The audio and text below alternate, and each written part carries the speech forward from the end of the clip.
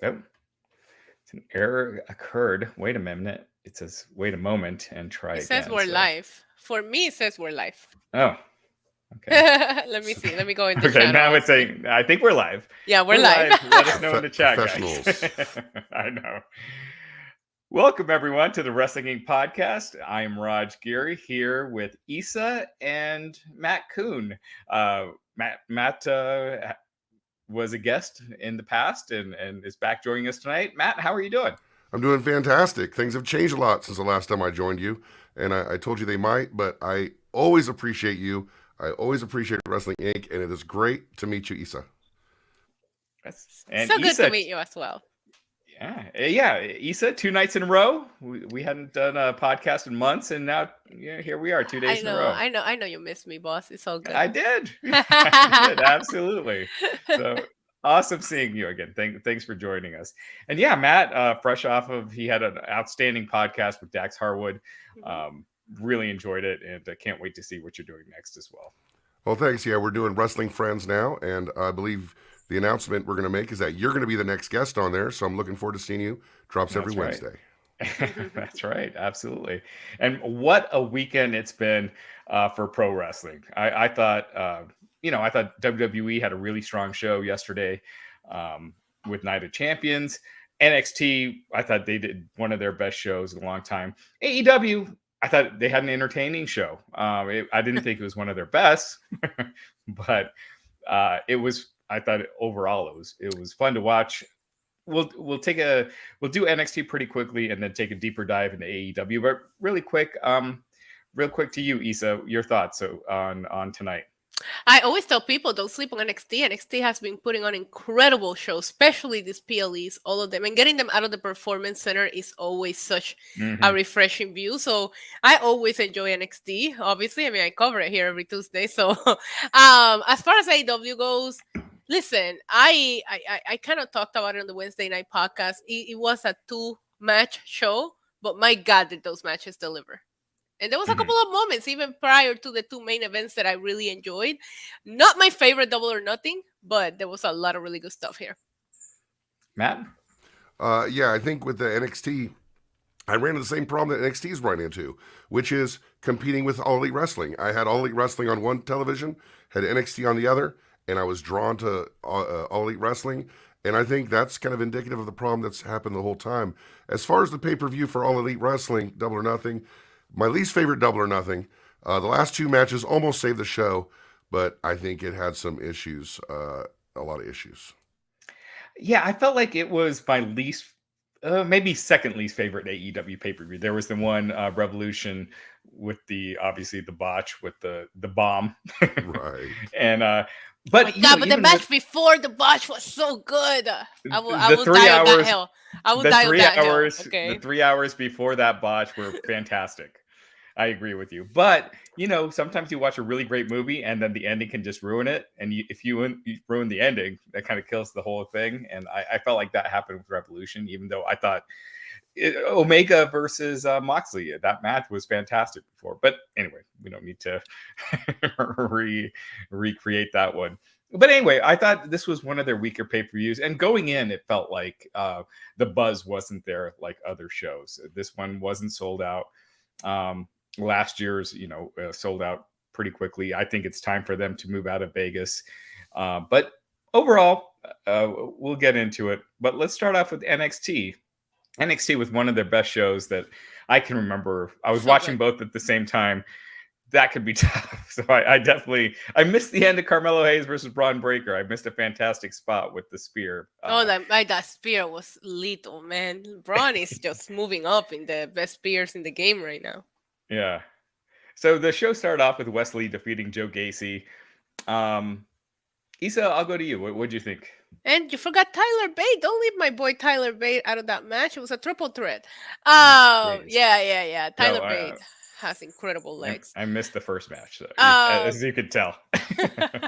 Yeah, no, it's all good. I thought this was It was a fun match, predictable, but I will say this is one that I really couldn't, going in the struggle trying to watch both shows. I felt like I knew what was going to happen, and this story didn't really have a lot of substance to it. So I was like, okay, Wesley's going to win here. But watching Tyler Bate makes you wonder why he didn't get drafted, honestly. Like, I can see him doing so many awesome things on the main roster right now. But overall, Wesley is doing such a good job as North American champion, and he keeps putting on these banger matches every PLE. So I was happy. Yeah. Matt, any thoughts? Or Yeah, it was really tough for this match to compete with watching with the Battle Royal at the same time. It was really tough because you really had to pay attention to the NXT match because these guys were killing it the whole time, doing very intricate, very synchronized, very well done moments. But I was just seeing like 45 wrestlers in the ring at AEW, so it was tough. Yeah, that was the problem. That, in my opinion, was at the beginning. I was having a easier time watching NXT because I was like, I'm not gonna get into this battle royal until we're down to 4 or 5. Like, I don't have that much attention span. I'm sorry, but man, once we got down to Orange Cassidy and freaking Swerve, you weren't gonna watch anything else. They put on a classic mini match within a match. It was great. yeah. Yeah, it's and my age I felt like really showed tonight. Like watching both at the same time, I'm just like, I was exhausted. Try watching both at the same time while doing a watch along. Yeah, and while tweeting, and my dog is constantly. Oh, I trying had to a get chat of attention. people trying to like pay attention to the chat both shows. I was like, I'm getting too old for this. Yeah, It was tough. I kind of pride myself on my ADHD, and even that didn't help me. It was a rough one, but good problems to have. Champagne problems for sure. After that, this was the first match that I actually got to see. Was Noam Dar defeating Dragon Lee to retain the NXT Heritage Cup. I thought this was just awesome. And you knew it going in, Noam Dar and Dragon Lee. It just back and forth at the end. Dar delivering his finisher, hitting Dragon Lee to win the match. Again, Isa, I'll go to you first. Yeah, I hate to be the person that does they haven't done anything with Dragon Lee, but man, they haven't done anything with Dragon Lee. They're putting him on some great matches, and he's delivering. I'm still not too familiar with the Heritage Cup, and I do think that NXT did a pretty decent job of explaining what it is and how it has to be defended. A lot of rules, and maybe it's because I was trying to watch 2 things at once, but it was hard to keep track of what was going on and what round and this and that. But from what I did see, the action between the two of them was incredible. I'm very happy for Noam Dar. I think I'm with you with Dragon Lee. Like, he was someone I was very excited about coming to NXT. And then I see this very specialized match with rounds. I don't really follow NXT anymore. I was a huge NXT Black and Yellow fan. So I'm like, all right, it wasn't hard to draw my eye to Dragon Lee match, but this convoluted match concept didn't draw me in as someone who doesn't watch NXT a lot. Right. Yeah. The rounds thing is I don't know. I'm not a big fan of that. But well, I'm not in favor of things that have never worked ever, so I'm going to go ahead and say maybe a bad idea. Right. Sorry, Isa, you froze up there. I'm not on the podcast if I don't freeze at least once. So. Up next, Draganov defeated Dijak in the last man standing match. Oh my God, this was just brutal. These guys were just destroying each other, and brutal, I mean, in a violent sense, not in a quality sense. This was maybe match of the night. I don't know. It was definitely up there, but these guys just beat the living hell out of each other. At the end of the match, Draganov had leaped off the stairs with the flying forearm, hit Dijak, sandwiched Dijak into a chair. Dijak could not answer the 10 count, and Draganov was the last man standing. Again, this was one of those you have to see with just how physical this match was. Again, back to you, Isa. I'll go to you first on this. I thought Draganov was done on the beginning when they showed him briefly and he was like busted open. It looked so bad. I thought it was over for him, and the fact that he kept going. This was definitely match of the weekend. I would say it's up there, right? It's in the candidates. I had to go back and watch it. There was a lot of really good wrestling this weekend, so I don't want to give that crown out quite yet. But as far as NXT BattleGround, if you just want to go in and watch one match, this is the match that I will tell you to go watch.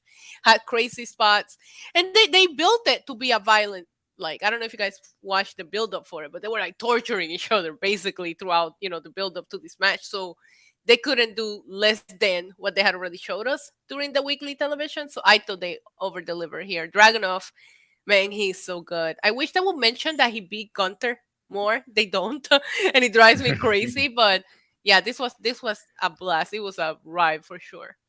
Yeah, Matt. Yeah, this was the match when I decided I couldn't watch both at the same time because I love Dragunov. I think he's great, and Dijak, always loved Dijak, and I could tell they were bringing it, and I'm like, I cannot do it because I'm going to go back and watch this match, and this is a match I would have watched anyway just for the matchup. Mm-hmm. Do they still make TVs with picture-in-picture? I don't think they do. Because I remember back in the day, Monday Night Wars, I had that. Feature. That was the best feature. You could watch, like, you could put a dual or four, like, yeah, but that's also when the TVs, yeah, they weigh like 800 pounds and they had the big thing. Yeah.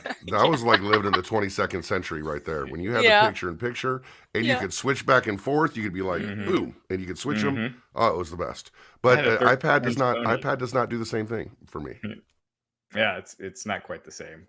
And so this was the match where, because I have AEW, I had the pay-per-view on my big screen and then NXT on my iPad, and I was like, I should switch. But one's a pay-per-view, I have to go through the whole BR thing. I didn't know if it worked, so I kept it as is. Anyway, but champagne problems again. But a tremendous match. If you're going to watch anything from this show, definitely check that out. Up next, NXT Tag Team Champions Gallus defeated the Creed brothers to retain the titles. At the end, Julius was distracted by Niall being ambushed at ringside and fell prey to Gallus. And Mark Coffey pinned Julius Creed to win the match. So, Matt, I'll go to you this time. What'd you think? I'm going to pass. Didn't watch it. Sorry. Isa, this is why I keep going to Isa first. I watched it, but I gotta tell you something. I'm not very invested in either one of these tag teams. There's just, I don't know, man. And I think Gallus is very good, right? But their whole gimmick is like, we're big boys that like to fight and drink, and it's like, okay, so do I. You know what I mean? Like, that doesn't catch my attention. I think the Creed brothers have improved tremendously, but going from Pretty Deadly, who can wrestle and are like the kings of charisma, to this, it just felt like a little bit of a downgrade. So I'm having a hard time becoming emotionally invested in the NXT tag team division at the moment. Remember, we had New Day, then Pretty Deadly, then Gallus. While they're really good in the ring, I just don't feel like they have all the charisma that we were getting. I was very invested into Ava Rain and Ivy Nile. I think they're building something for them. We still haven't seen her wrestle a one-on-one match on TV or PLE. So I was super excited to see them set up that program there. But I wasn't shocked that Gallus retained here. I don't think the Creed brothers are there yet. I want to ask you this. Do you think, because I got to admit, when I sold Wrestling Inc. last year, I thought I was probably going to be completely done with wrestling after. So I cut some shows out. I cut out Rampage. I cut out NXT. I cut out Rampage. I haven't been watching NXT as much. I'll put it on here and there. So I've been trying to get back up to speed the last few weeks. But do you see Gallus or the Creed brothers? Do they have the personalities, do you think, that can make it on the main roster? I think they need to work on that because, I mean, they put on a great match tonight, but I'm not invested into whatever their gimmick is, right? And I do think that with the Creed brothers, while they have improved, they started as Diamond Mine, and that whole thing got weird with Roderick Strong kind of leaving, and they never like brought it up, and you don't know if this faction's still together, still not together. So they're being a little bit all over the place in the story that they're telling you with them. Now it has been fun to watch them develop, but are they there right now? No, I think they would just get lost in the shuffle if you were to call them up right now. All right. Matt, do you have any further thoughts on that? I have nothing to add until we talk about All Elite Wrestling. I'm sorry, audience. I'm good at this, but I didn't watch it. It was too much. I'm old, and I can't do that much. I'm sorry. We respect you, audience. I'm sorry. I'm not going to go to you for any more NXT questions. All right. So next up, we had Tiffany Stratton defeating Lyra Valkyria? Valkyria, yeah. Valkyria. To win the NXT Women's Championship. Tiffany Stratton, I think, is a sure thing. Yeah. She's going to be a superstar. When I look at this show, her Braun Breaker, Carmelo Hayes. Those three are as close to can't miss, in my opinion, as you can get. So Tiffany Stratton winning here. Obviously, she's still green, but the match, I thought, watching it was fine. It wasn't, obviously, it's not going to be like some of the others, but I thought it was still for people that are still coming up and everything. I thought she looked really good, and she's progressing, I feel like, every week. So I thought this was a good showcase. You said what you think. Yeah, I'm so excited. I am here for Tiffany Stratton. I'm here for Tiffany Epiphanies. I love her character. She has the it factor, oozes it. And I think she is improving in the ring. That moonsault that she hits is beautiful. She's so athletic. And I can see her being somebody that gets better in the ring while she holds the championship. I think she has what it takes to be able to have the championship while getting better. I was super excited that she won. I've been telling people that I thought she was gonna win, and they didn't want to believe me. And I'm like, I just didn't see it. I mean, maybe Roxanne, Cora Jade, there was some really good contenders. NXT always has a great women's division, but I did think it was Tiffany's time, and I can't wait to see how much she improves and what she does with the title. And I hope they don't rush her, because she has the charisma and everything. So I could see them wanting to bring her up quickly. But I don't think so. And she even mentioned on an interview on Busted Open Radio that she's not ready to be called up, which respect. When they were talking to her about the draft, she was like, well, I hope I don't get called up. I'm not ready for that yet. And I don't think she is. But I do think she could be the face of the women's division for a little bit. And I think she'll play a great heel. Absolutely. I agree 100%. Kelvin R. Alexander with the $5 super chat saying, pleasantly surprised to see Lash and Jacare interfere in that match earlier. Me too. Yeah, with Noam Dar. Yeah, it was great. Yeah, sorry I missed that earlier, Kelvin, but for sure. And then Stephen Marchichuli saying, Stratton has the potential to reach Charlotte Flair level. I 100% agree. Yeah. Yeah, there's the it factor you can't teach. And there are some people that have it, some people that don't. I know a lot of people get annoyed with all the CM Punk stories, but he has it. People care, and so it's just one of those things you can't teach. He's got it, and I feel like she has that intangible charisma that's impossible to teach. She does. And tangible. What did I say? I said and tangible as well, not just intangible. Right. Okay. All kinds of charisma. Right. And then finally in the main event, NXT champion Carmelo Hayes with Trick Williams defeated Braun Breaker to retain his title. Again, this was on at the same time as I think this was on at the same time as the MJF match, if I'm not mistaken. But it was awesome stuff. This match was great. Missed the spear at the end. I hate myself for missing it. I'm going to watch it later. But Braun Breaker,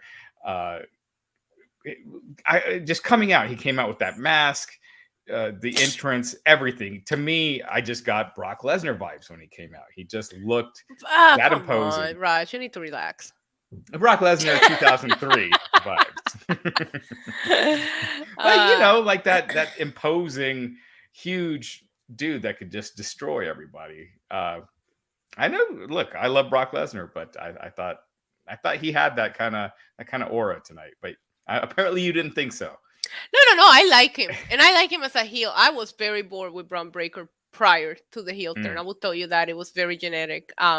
And they gave him new life. The only thing that I do have to nitpick is that he went all over NXT television saying he didn't want the championship again. So going into this match, he's like, why are you in this match right now? But it's a great showcase for Carmelo Hayes here, because he has been destroying Carmelo Hayes. So I'm glad that Melo got the win here. I really love Melo and Trick together. I think they have the it factor. We were just talking about it. I'm here for Braun Breaker just spearing people out of their souls. And I can see him being called up soon. I'm surprised he didn't get drafted. I'm very surprised he didn't get drafted. I think Braun as a heel could go up right now. But look, the mask, the entrance that he did tonight, that was an added thing. So maybe he's still working on perfecting what he wants to do before he comes out. Overall, fun match. We've seen it before, though, but it was a fun match. And I want to see how we keep going with Braun Breaker without him being in the title picture. Because if he's just here to be mean and he doesn't want to be champion, then put him in those kind of stories and let Carmelo defend against, opponents. And it seems to me, as far as Braun Breaker goes, that plans may have changed, because saying I don't want to be involved in the title picture anymore. And also, all indications he's going to be brought up, around Mania time. So it seems like maybe they changed their mind and they're trying to kind of revisit or recreate some kind of storyline around him.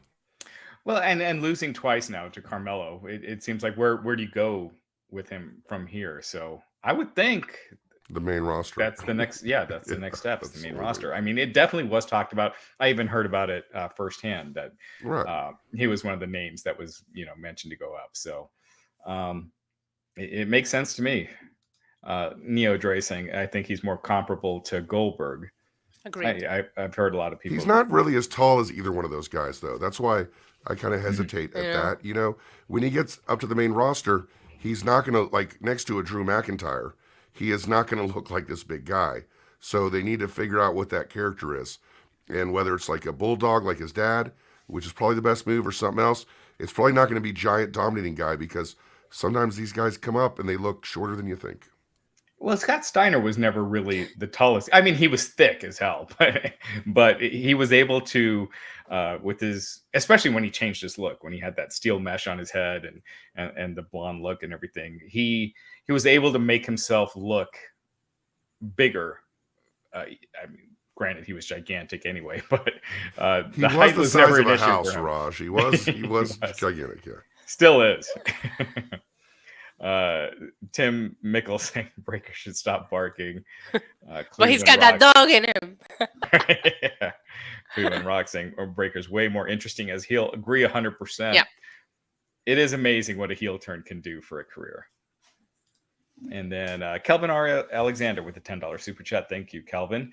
I'm worried for Tiffany's reign because all the cool baby faces are out due to injury. They have some talent, but it's not dynamic like Sal Ruka or Nikita Lyons. Yeah, I can see the point, but this reign just started, so I'm gonna see where it goes. They do have a couple of baby faces that she can go against. Let's give it some time. Mm-hmm. It just started. All right. And then, so overall, NXT BattleGround. Solid. Really good show. I'm going to rewatch it tomorrow because I did have it on the iPad. And so I didn't get the full experience. So it's Succession, NXT. But from watching it without most of the sound and everything, it was pretty fantastic. So definitely check it out. And seriously, I thought in many ways it was I could see the argument that it was the show of the weekend. And, again, which is the sound the usual place of the NXT PLEs, Mm-hmm. But against AEW, that's pretty tough because AEW pay-per-views usually are kind of like the gold standard. So, and with that, AEW Double or Nothing from the T-Mobile Arena in Las Vegas, Nevada, returning there. The ticket sales. What's that? Fourth time, right? Yeah. Just talking to myself. Well, the 1 year, the pandemic year, it was Daly's place, but yeah. Well, four Double or Nothing, third one in Vegas, basically. Mm-hmm. Right, yeah. So Vegas, first ever AEW pay-per-view, Double or Nothing. So in some ways, it's kind of like their WrestleMania, but the ticket sales for this were not near as impressive as Double or Nothings in the past. What would you attribute that to? I'm going to go to you first, Matt. Like it was kind of stuck at 6,000 for a while. Clearly, they were able to move tickets, whether it was comps or whatnot. But, it was pretty full. You could see there were some pictures out there with the camera shots where you had the hard cam side of the arena where you had a couple big sections that were empty. But outside of that, the rest of the building was full. It's probably around, I think the number I saw was 10,000. I don't know if it quite looked like that, but definitely not the sellout that they've had in years past. Well, definitely. As someone who attended the first Double or Nothing, and it was amazing, And as you know, Vegas is a flying destination. Like they're not going to bring enough wrestling AEW fans in to fill the place up. So you're flying in. And when I've gone to All Elite Wrestling events, and I went to the first Double or Nothing, first All In, All Out, first Full Gear, the crowd is amazing. They'll fly anywhere to go see it. So for that to live up to it, you can't just rely on the brand name. Whether the brand name's All Elite Wrestling, whether the brand name's Double or Nothing, you have to rely on the booking, the compelling. What would compel someone to buy a ticket to fly to this event? That's the question you have to ask yourself.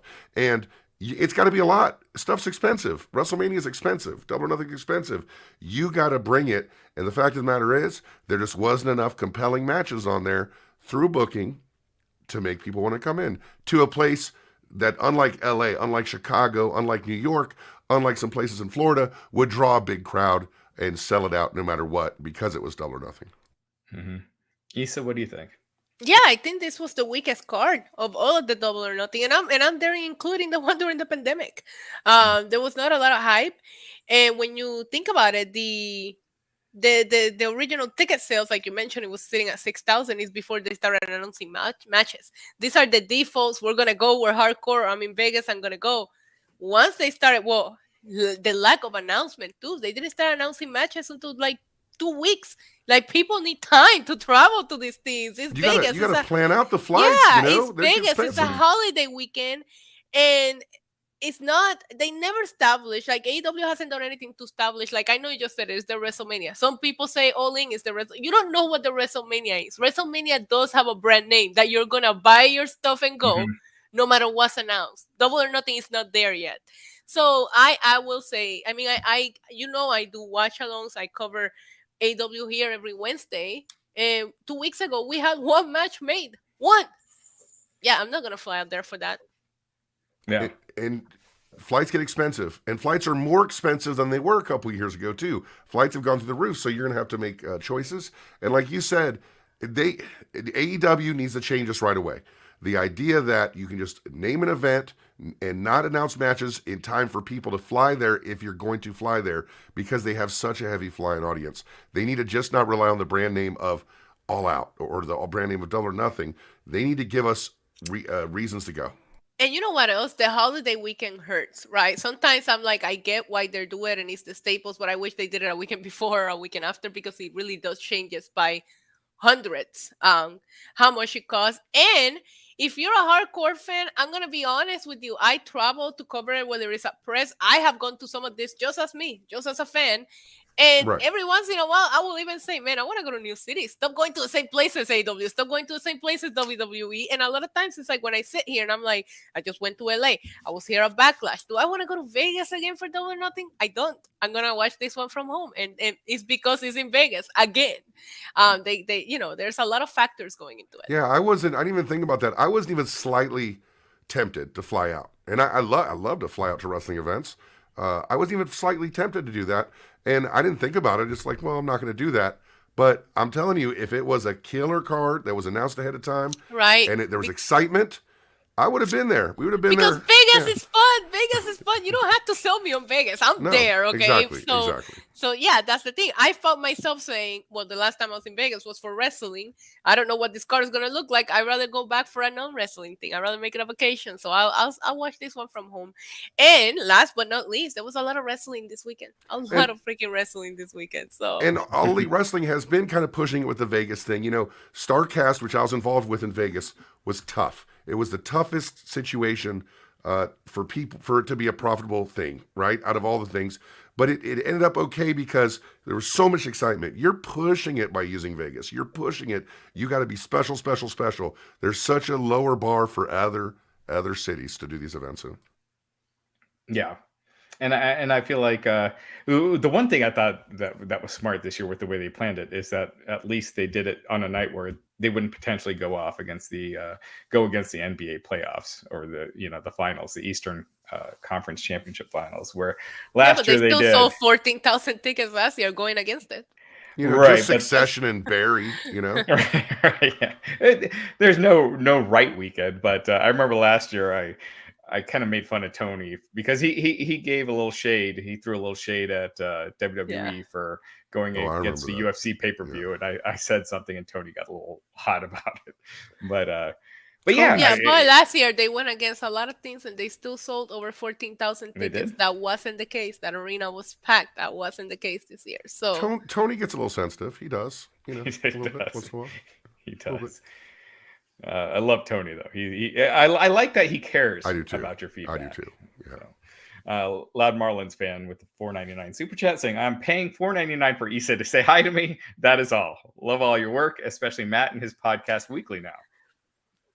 Hello, Loud Marlins fan. Thank you. Why, hello. Thank you, buddy. Appreciate it. You the man. All right. So AEW Double or Nothing opened with the Hardys and Hook against Ethan Page and the Guns. This was on the pre-show. Oh, I didn't watch that. Oh, you did. I got lots to say. It's fine. I'll pull a Matt right now. You guys are on this one. Or you can pull a Raj and pretend you watched it. You know, I did watch it. I did watch NXT. If that's what you're getting at, you're like, that was a fun match with lots of fun stuff. Issa, what do you think? This is the last time you're coming on here, Matt. I'm just kidding. But this had some scary spots.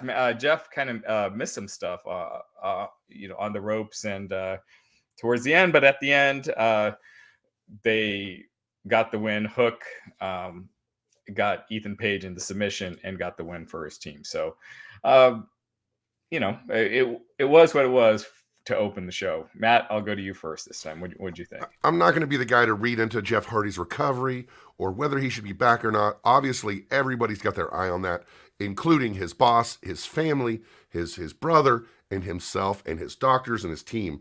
However, people tweeted me, it looks like Jeff's blown up. It looks like Jeff's blown up. There were points where he probably should have been standing where he was sitting, which was strange to me. And it was like he got hurt. Something happened, pulled a muscle, something, because he was late to a couple things. And there ain't no way in hell, I believe, Jeff is going to blow this opportunity by being out of shape or struggling with his sobriety and screwing up for his brother. So I'm inclined to think he got hurt. For that reason, the match did not work at all. Because, you're kind of relying on the Hardys to kind of bring it a little bit. Yeah, it looked like he tweaked his knee. But by the end, he seemed fine. So I don't know. I don't know if maybe it was just something, he tweaked during the match, but ended up being okay and he shook it off. Because he looked like he was in good shape. He looked good. Yeah. Issa, what'd you think? Like I said, I didn't watch the pre-show, but of course, I have social media. I did see a couple of these clips, and to me, it also looked like he got hurt. I'm gonna be with Matt on this one. I'm not gonna comment on his personal life or what it is. I would just assume that he worked very hard to get back into the spot. Right. So I would assume that something must have gone wrong here, and Jeff is now spring chicken, and it's a long time since he's been here. So shit, it happens to us, and we're not freaking professional wrestlers, right? So one wrong step could take you in the wrong direction. I hope he's okay. The thought did cross my head about him having so many bumps on his bump card, and now with him sober, he's probably feeling it worse than he ever has, and he's older than he's ever been, and maybe he just needs a little acclimation and maybe a little shift in ring style to get used to this new Jeff Hardy that he's living with. Correct. Mm-hmm. Yeah, coming back. Yeah, basically he's had almost a year off from the ring, so coming back and and he's 45. He's almost my age, and I feel every bit of that, buddy. Yeah, and up until I turned 45, I was great, and then all of a sudden my shoulders jacked now, my back is hurting. The other day I dropped my hairbrush and I went down to get it and I got stuck and I'm like, what is happening? I'm like, what is happening right now? I just heard my back picking up a hairbrush. Like I thought that was an urban legend that people talked about, that happens. I'm like, that doesn't happen. Yeah, not me. Happens. I'm healthy. It happens. It does. They did an Owen Hart Cup opening ceremony thing with Martha Hart. And then Tony Khan came out wearing this. I love the hat. Yeah. And like a fedora kind of, it was like a cowboy hat fedora kind of thing. God bless him. Just bless Tony Khan for just he does that. He has no problem at all just being Tony Khan. You got to love that. Takes guts. Fans, it was, they kind of booed Tony when maybe it was the hat. I don't know what it was. If we're being honest, I think he there's a little Tony on-screen fatigue and even off-screen fatigue where he's got to make some tough decisions. He's got to be the bad guy a lot of times. He's also not awesome on TV. So it might not be the worst idea for him to get someone else to do that stuff. Does he deserve to do it? Absolutely. Is it a big deal if he does it? No. But if he has, for instance, let's say a Chris Jericho doing that stuff instead, I think that works a lot better for him and his company. And again, if he wants to do it, let him do it because it's not terrible, but it's certainly not helping with the booze. Mm-hmm. And so the main show opened up. So at the end of the pre-show, they started doing all the entrances, and so it was like 10 minutes of entrances, and then the show opened up with Orange Cassidy winning the Blackjack Battle Royal to retain the AEW International title. There's so much going on in this match that I'm not going to try to do a recap. I feel like we'll get into it, we'll discuss it, but came down to Orange Cassidy and Swerve. They were going 600 miles an hour in there. It was fantastic stuff at the end with the two of them. And then finally, Swerve was on the ropes, and then Orange just kind of gave him this lazy kick to the arms, and Swerve went out. It was great. It was so creative. It was perfect. How do you do something that was in character, but also just was believable? And it was the perfect moment in Orange Cassidy's career, really, if you think about it. Yeah, it totally fit. And I thought the match overall, it was a lot of fun. It was there were some things here and there that I had issues with, like the fact that you could just stand outside of the ring for 10-15 minutes like Brian Cage and Swerve were able to do, and then then when you want to get in. We do that in the Royal Rumble too, here and there, Yeah, no, I have a problem with that too. Yeah, it's about personal ethics, Raj. You gotta have the personal ethics. You know what I'm saying? Right, but I think a battle royal, once the bell rings, if you're not in the ring, you're not in the match. There should be a count out in a battle royal for real. Yeah, right. That's a good point. Yeah, but outside of that, this was great stuff. Isa, I'll go to you first on this. What do you think of the match?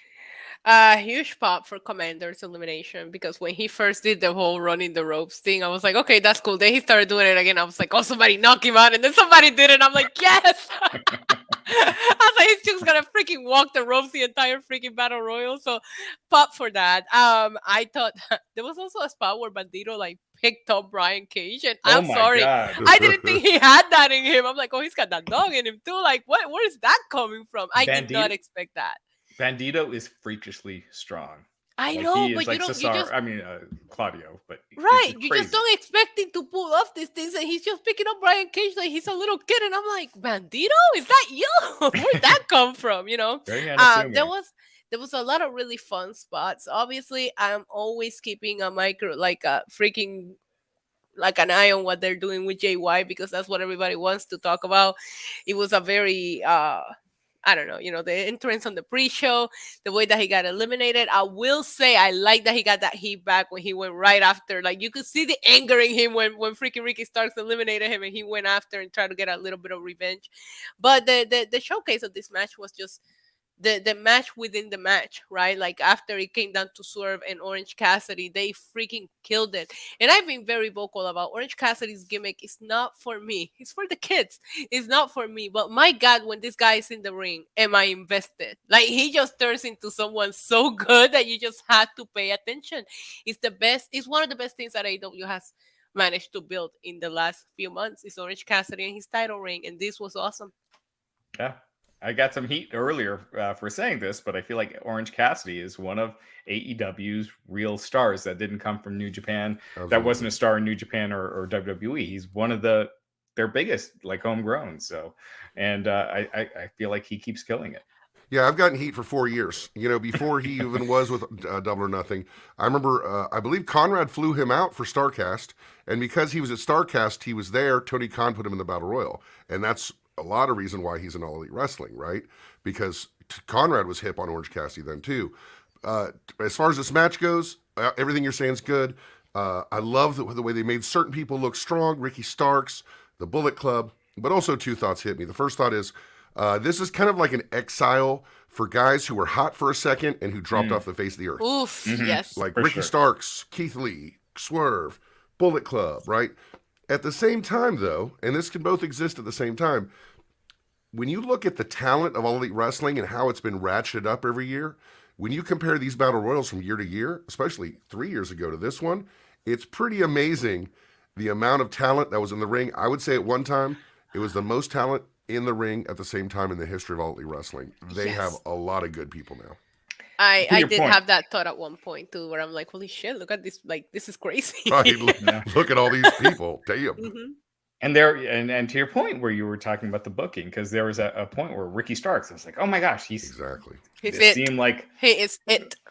Yeah, and then he cooled off. Keith Lee and Swerve, they still have not had that singles match. And And it's I gotten think to the that's point. one reason they brought on Will Washington, was those kind of things, the continuity, and specifically people getting cooled down. And this Battle Royal was full of a bunch of people who had been cooled down. And still, I thought Keith Lee and Swerve, it looked like they were going back to having them do a singles match, and then boom, they're forgotten about again. It's another reason why I think Collision is going to help. I know a lot of people are going back and forth on how they feel about Collision. You cannot utilize all of this talent in 2 hours of weekly television. People are not watching Rampage. They're not. So you can't tell me Rampage 2. No, they have 2 hours of television. There's no way to build compelling storylines for all of these people at, in a matter of one show a week of 2 hours. So, we'll see if Collision really can help things. And obviously the addition of some people, to help with the creative.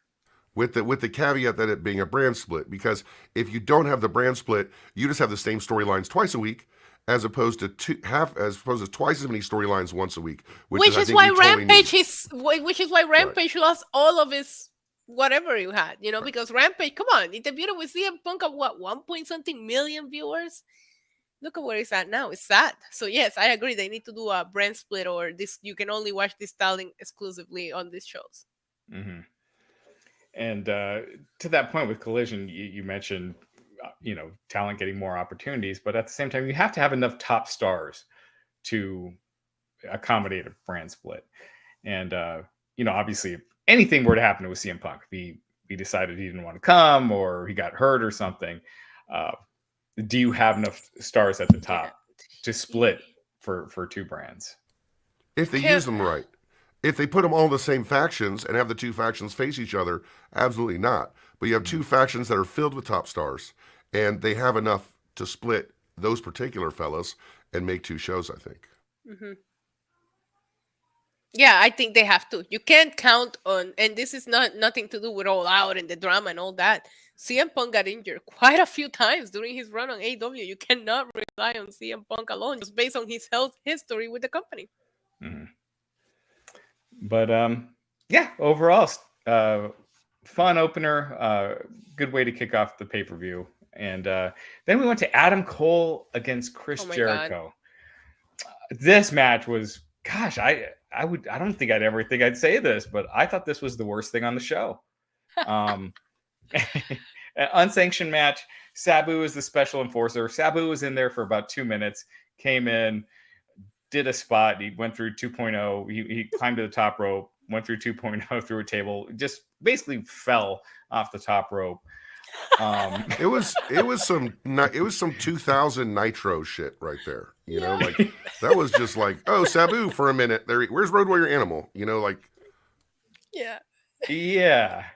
And it's because this is like Adam Cole's return pay-per-view match, and I just thought, ugh. And then the finish, Adam Cole, he lowered the boom, wrapped a chain around his knee to hit another boom before mounting Jericho and just started punching him. And then the referee stopped the match. I like that they tried something different, but I thought this was just terrible finish. The match itself was meh. It wasn't bad by any means, but I thought it was the weakest thing on the show personally. Matt, I'll go to you first. What'd you think? I think it destroyed the crowd like death. And I think I said this on Twitter. Aubrey, people asked how can you have a unsanctioned match ended by a tap out? And I think Aubrey tapped it out for the fans. I think we just needed it done. Just get done with it. It was terrible. It was on the same level with Chris Jericho's other terrible matches, like with Orange Cassidy, where he just can't keep up with some of these young guys like this. And he tries to do Adam Cole style matches with Adam Cole. It ends up just brutal and convoluted and confusing and Sabu and no. I don't think the crowd or the event recovered until we saw MJF. Yeah, I agree 100%. Isa, what'd you think?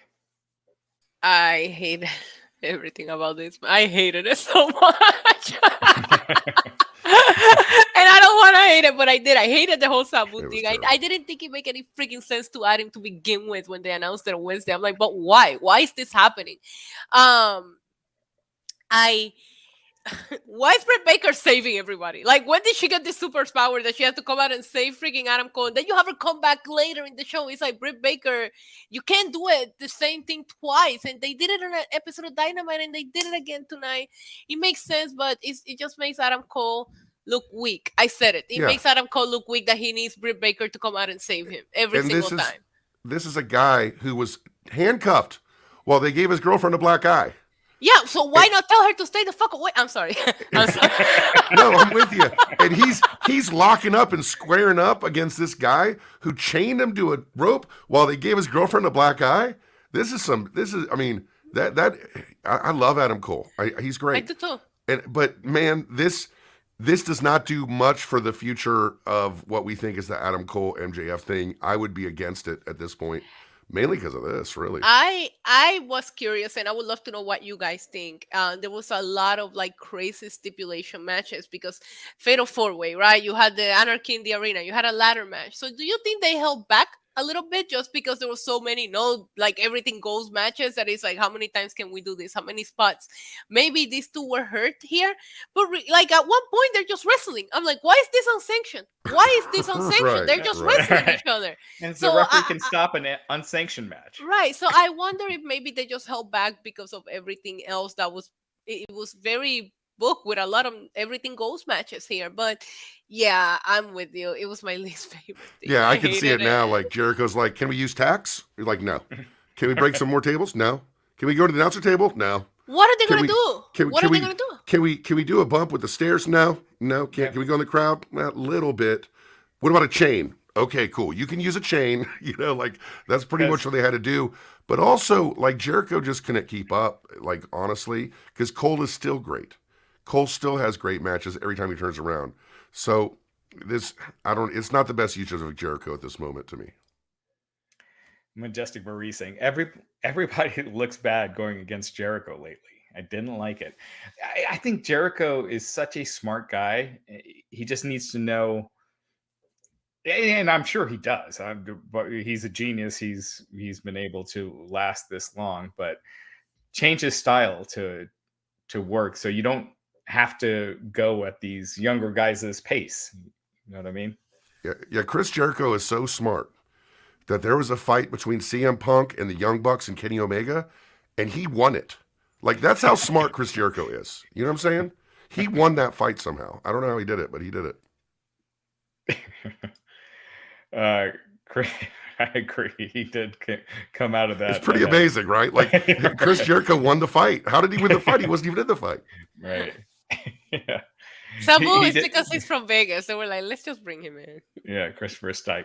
Why was Sabu there just to get a quick pay? I was kind of surprised that they used Sabu. He's had some controversies over the years. So I don't know if Tony knew about him, but I was a little surprised. I think Tony just turned off Twitter for 2 days. He said, no, he's on the show. Let's just, that's just, it. La, la, la, la, la. I'm not listening. He's on the show. Bernie DC saying match was ended by ref's discretion due to Jericho not being able to defend himself. A horrendous build where the things they've done needed to be in different spots. Yeah. I found the structures of all the matches, almost all the matches, a little peculiar, quite honestly. It was a weird. It was a weird pay-per-view. I thought, like, it just something felt off. Pretty much, I thought pretty much the whole match. I mean, the whole night, except for the MJF match. Stellar Justin Lopez saying this match made me wish Succession started an hour earlier. Joe Schmo saying we need NXT Adam Cole back. All right. Oh, I don't know who watched using Fight TV, but Fight TV was horrible tonight. I just want to like point that out. Like I saw some people in the chat mentioning it earlier. I saw it on social media. A lot of people were having issues with the app. Fight TV just screwed up tonight. It kept freezing up for me, kept freezing up. And I'm watching using the same Wi-Fi. My NXT stream is just smooth. So I'm like, okay, it's not my internet. It's definitely Fight TV. I'm running a stream, but Fight TV was very, very bad for it. They need a streaming service. Tony Khan, it's 2023, please. Please, bro. Bleacher Report has always worked good for me. So that was good. Yeah, I used BR Live and tonight it worked great the whole show. I wouldn't have it here in Puerto Rico. Sorry, guys. I have to use Fight TV. So are you mostly in Puerto Rico now? I am fully in Puerto Rico. So New York, you're done? Yeah. I love Puerto Rico. It's beautiful there. I did a vacation there. I love it there. The food, the people. Just I saying, can't wait to go. it's awesome. It's awesome there. Yeah. Well, that's good to know because I can't wait to go. That's on my list in the next 2 years. Okay, Raj, when you book it, you just text me. I got you. I'll help you with everything. You got to go to the rainforest. The rainforest is awesome. First of all, I'll be your tour guide. We'll just you need to rent a bigger car because we're not gonna fit in my little car. But I'll take you guys all the places you need to go. Trust me on that. And I already know the wife and the kids, so it's gonna be great. All right, yeah, that's true. Up next, we had FTR defeating Jay Lethal and Jeff Jarrett. Boy, they had Mark Briscoe's guest referee. They threw so much stuff in this match, but I thought it was really fun. Carrying Jarrett, nailing Audrey Edwards at one point with the guitar. Stuff all over the place. It was fun. I'll go to you first, Issa. I personally thought it was fun, but I don't know. I feel like FTR should be in bigger matches than comedy fun stuff, if that makes sense. I mean, yeah, the whole build up to this match was very weird. I think my only thing that I liked when it came to the build up was a weird freaking segment they did out in the farm with Mark Briscoe with Jay Lethal and Jeff Jarrett and the suspenders. Like, that was a fun segment, but this is not what I want to see FTR and defending the championship against. Like, this is what the best tag team division in wrestling is in AEW, and we're seeing this. Why? You know, I wasn't with it. I did think this match got fun, but halfway through it, I thought it started so slow and we weren't getting anywhere. And I'm like, what are we doing? Or why are we wasting FTR match on this? But listen, they did their thing towards the end. I like all the dramatics. But yeah, I'm just ready to see FTR go against some real tag teams. No offense to Jay Lethal and Jeff Jarrett. They didn't have a chance winning, and it was what it was. Matt? Isn't it weird, Raj, when you know people who are in the matches? Doesn't that make it difficult? It does. Jeff Jarrett, someone I like. I would say we're friends. Dex Harwood and I are really good friends. We talk every day. We're doing a podcast together. We talk today, about the match. So it's weird. But if I were to build a brick wall between that and this, right, I would say that FTR is the best tag team in the world. And FTR was off TV forever. And then they won a retirement match. And they gave Jay Lethal and Jeff Jarrett. No offense, Jeff. I love you, Jeff. But Issa said tag teams. They need to build up a tag team division, or else it looks like, to me, and me alone, everybody, because I get accused of tweeting for Dax and stuff. For me and me alone, it appears to me that they're giving them the titles to make them happy. And that everything else is just not happening. We're not seeing the Bucks against FTR. We're not seeing the Acclaimed against FTR. We're not seeing really good tag teams put together. Hopefully, it's Jay White or Finn Juice, maybe, and with Jay White leading them, and that's what they were alluding to. But for some reason now, we just don't have a tag division in AEW. Which is that's weird. Really strange. And to Issa's point about the farm segment, the last thing FTR needed as the hottest tag team, maybe the most over faces in the company at points, is a heel tag team that does a comedy segment. That's the last thing that you need. It's undercutting to the seriousness of the issue and the seriousness with Mark, and it undercut Mark's comedy a little bit. It seems completely unproductive. I don't know what went into that match, but I will say that Dax did Dax things and was awesome, and then FTR did FTR things and were awesome, and you can't argue with how hard Jeff has worked, how good Jay Lethal was. But man, did it not work. And a lot of that might have had to do with Adam Cole and Chris Jericho. I think wrestling after Jericho, in this case, was the death spot. And it wasn't because that match was so hot. This was right. It was a weird thing. It was that match killed the crowd, and it was hard to get him back. If you had FTR against another tag team that was a tag team, they could have got the crowd back up. But instead, you're relying on freaking Karen Jarrett, who, by the way, I like Karen Jarrett. It's so difficult, right? I like Karen Jarrett too, but relying on this for the tag team match, it's FTR, man. They were so over, and they are so over as a babyface tag team. Give them some heel tag teams to work with. It's not that hard. The Guns are opening up the pre-show. The Guns were the tag team champs. Like, create a tag division for the guys. Come on. Yes. Because they love it. I will say that. They love it. They want to wrestle tag teams. That's all they want to do. And be great. And they want to do it for All Elite Wrestling and make All Elite Wrestling the best company in the world. But from my perspective, if you don't give them tag teams to wrestle, what are you doing? There was a time when FTR first came in that I thought FTR versus the Young Bucks could easily headline a pay-per-view.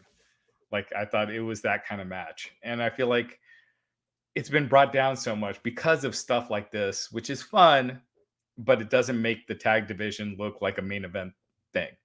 And no, when you have to start creating things like Hangman Page is a drunk person who betrayed FTR, when you have to, and this is me talking again, as opposed to the Bucks and FTR are the best tag teams in the world. That's all you need. That's the angle. They never did it. They can still do it, but they need to build it up again when they didn't have to build it before. I'm sorry for interrupting, but I'm passionate about this particular subject. Yeah, no, I hear you. Sorry, 1 second. And so yeah, it was what it was. It's overbooked, but I thought it was fun, but ultimately Jeff Jarrett pie-faced Mark Briscoe, slapped him until Briscoe slapped Jarrett, who turned around into the Shatter Machine, and FTR got the win. So FTR getting the win. Jeff Jarrett, I look at Jarrett and he just looks fantastic. He looks in great shape, bro. Yeah, and he does his shtick well. Like, he's just a great pro and everything. But I hope we can get the tag division back in focus and make it seem like something that could be in the main events. Not to mention make best use of Mark Briscoe at this point in time. Yeah. And I feel like the Acclaimed, and we'll get to that here in a minute, but the Acclaimed, they lost the titles and it seemed like, well, maybe this was a story to get them to get the titles back, and they've kind of fallen off. So anyway, so we'll get to that, but the tag division is kind of a mess, and hopefully they can get it back going. So we had a backstage segment. Chris Jericho and Saraya, they're furious backstage, demanding Tony Khan give them a mixed tag team match against Britt Baker and Adam Cole this Wednesday. Yeah, can't wait. Yeah. Calm down. The security guard came and Jericho hit him with a fireball. So there you go. He fireballed the intern. Yeah. He fireballed my desire to ever watch one of his matches. I'll tell you that much. It was a rough night for non-wrestlers. Audrey getting the chair shot. The referee in the main event was juicing. This backstage guy getting a fireball to the face. So. All the fans during the Jericho match, like. Matt is not holding back. I'll stop. So. No. I don't have to protect anybody anymore. It's just Matt out here trying to get downloads. So I ain't got to worry about making anybody happy anymore because my podcast got canceled. So I'm just on my own now. So Mm-hmm. Yeah, and I don't think it was something you and Dax decided on your own. It pretty much was like, the way we are. Dax is not going to do it because someone pressures him to do it. Like, he's not. Mm-hmm. He's going to burn down the town to case. And I'm the same way. We literally were concerned with everything so negative, everything so bad. We love wrestling. We want it to be good, and we don't want to contribute to it. For Dax, it wasn't a big blip on his thing because he makes a lot of money with All Elite Wrestling. For me, it was a bigger deal, but I wanted to do right by Dax and his mental health, from just being negative, all the negativity. Your camera switched, Raj. I know. My other camera died. I was like, what just happened? Freaked you guys out. It's very hard to just sit down and talk wrestling and people not take, because you were talking wrestling with Dax, they're just going to take everything that you guys were saying too hard. And it's sad because it took away something that a lot of us enjoyed. Well, thank you. We love doing it. And we also were like, why do it now? We don't have to do it now. We can do it 4 years from now. We can do it 3 years from now. We don't have to do all this now. And everything was so negative, and it was just absolutely negative. We weren't forced to or even asked to, because if Dax, he's not going to do it because somebody pressures him to, and I'm not either, because I was making good money. You know what I'm saying? Like, it's not like I was paid to stop it or anything. We just tried to do the right thing. And we did that a couple times during the podcast. We did the right thing, making the podcast, and did things that people wouldn't have done for us. I'll say that much. We try to be good people, and that's not seen a lot, and that's okay. And we don't need to spend the whole time talking about this, but listen to Wrestling Friends with Matt Koon. It's a lot of fun. Raj Giri is going to be the guest this week. Yeah, that's true. Yeah, I will be on. I can't wait. Joe Schmo saying the Acclaim need to drop Billy Gunn. Mark Smith saying, I'm happy to see Mark happy. Absolutely. It's great seeing Mark in AEW. So that was cool. Huffman Elite Training saying FTR is just like Ethan Page in AEW. They're being underutilized and underrated. In Ethan Page's case, it's too many wrestlers. Mm-hmm. Michael Wayne saying Tony overbooks interferences in one pay-per-view, right, Raj? I don't think I can disagree with that. But someone did. Yeah. Clay Ford saying for AEW having the best tag division in the world, it's pretty dead right now. I wonder why. Sorry, I'm done. You know what I'm saying? Like, there was a time it was really strong, and there were certain tag teams involved. And now certain tag teams aren't involved, and it's not as strong. That's interesting. And they got this stupid trios division. I know Dave Meltzer was really wanting it. I don't know why they created it, but it just watered down the tag division. I mean, because if you had the House of Black as a tag team, you know, and all these other teams, you got the Acclaimed in there, and you focus on that, you got something big. Anyway. Absolutely, and the Bucks too, right? The Bucks too, John Moxley and Claudio too, and a lot of other people could be tag teams. The Lucha Brothers don't have to be the Ring of Honor champions. There's a bunch of people that could be tagging, and the trios is part of it, but it's just not the tag team division is just not a focus right now, or else they wouldn't just have little tiny backstage segments with the tag team champions every week. Right. All right. Up next, we had Wardlow against Christian Cage in a ladder match. Wardlow beat Christian. She This just was laughed. weird. You just laughed. I did. I'm sorry. Like, what the hell was that anyway? Yeah. Like, you know. He fucking ate his finger. He ate this guy's finger off. That was so weird. Here's the thing. Like, there's a room full of people, right? And they're like, all right, we got to do this thing with Arn and Wardlow. And someone goes, what if he just bites his finger and there's blood on it? And everybody in the room has to go, that sounds great. Let's do that. Like, nobody has to go, hey, maybe there's 25,000 other good ideas. Like, they go, no, that's it, dude. Thumb. We're going thumb right away. That's it. Oh my God. They're like the new Walking Dead spinoffs coming up. So, but I don't know. I didn't get it because when I watched it, I had to because I was watching that in NXT at the same time, and I was doing one of the what just happened there? I was like, it was the weirdest spot I've seen in a match in a while because it's one thing if the wrestlers do it, but the manager doing it. Also, they made Arn run. Yeah. Like, what? They made Arn run to him as opposed to running to Arn. Love Arn, made the theme for his podcast, love Arn, but like he ran like the Bugs Bunny, like his feet moved and then he moved. And no, don't do that to Arn Anderson. He's a legend. Oh, yeah.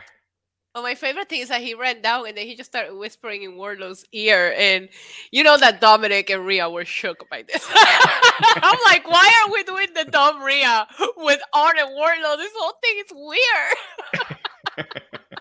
I never really understood Arn as like this babyface manager. I realize he has so much goodwill with the crowd. It's hard to turn them against him. But even with Cody, it was always kind of weird for me that he was this good guy manager who gave advice or strategy. Love Wardlow, personally, professionally. And by the way, have you met Wardlow before, Raj? Mm-hmm. When you meet him, you get it. You're like, that's a star right there. Mm-hmm. That's a star. This is not the best use of the Wardlow. And the Wardlow has not been used properly in a long time. Yeah, I mean, you compare what he was doing last year at Double or Nothing with MJF and his reaction that night. And it felt like, oh my God, this guy's a superstar. This is the breakout match. He's going to go to the main event. And then he got cooled down. And not just even considerably, just like completely. He fell off the table. It was just completely done. Yeah. And QT Marshall thinks it's because I don't know the inner workings of the business, but he has been cooled off considerably, regardless. So, um, but regardless, overall still I feel like we've been negative so far on this, but I did think ultimately this match ended up being a really good match. There was this one point where Wardlow just went full crazy, got this gigantic ladder. I mean, it was one of those insanely crazy ones like Jeff Hardy would get at WrestleMania, like not just a regular ladder, but twice the height.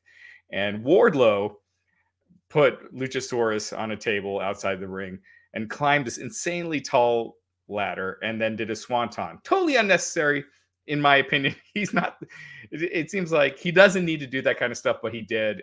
But it was one of the highlights of the show. It was just a crazy spot, fantastic.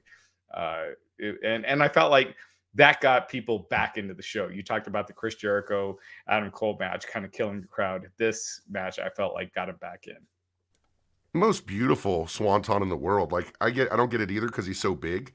But like if you got a swanton that beautiful, you got a car that's beautiful, you're gonna drive it around town. Like that is a beautiful swanton. So use it. Yeah, show it off. But Brock tried that once with the. Thinking that too. It didn't work too well. Isa, what'd you think? Yeah, it was weird. The whole thing was odd. I like the swanton, even though he ate more of that table than Luchasaurus did, but it was a great visual for Wardlow, especially such a big guy like Wardlow. You just don't expect them to pull off those kind of moves. I was very happy to see Wardlow win. They have lost a lot of credibility in the TNT title, and this is how you start rebuilding it back up. So I was very happy to see Wardlow walk away victorious. Yeah, and it's interesting. Like when he got his hair chopped off and punked out by Samoa Joe, you thought like maybe it would lead to a hair versus hair match or something where he gets like his revenge back. Never really happened. He did beat Samoa Joe, but he never really got to humiliate Joe like Joe humiliated him. Not sure why they don't go to the formula with him that worked. Like, it was working. Everything was working good. And now they keep doing all this other stuff with him. Put him with Arn, do this. It was working. Put him with somebody else, have him be the security guy or whatever, but also now have him do these matches where he just dominates. If you have him dominate 6 weeks in a row, he'll be back where he was. It's not hard. He's got that intangible. Yeah. Loud Marlins fan with the $4.99 super chat. Thank you.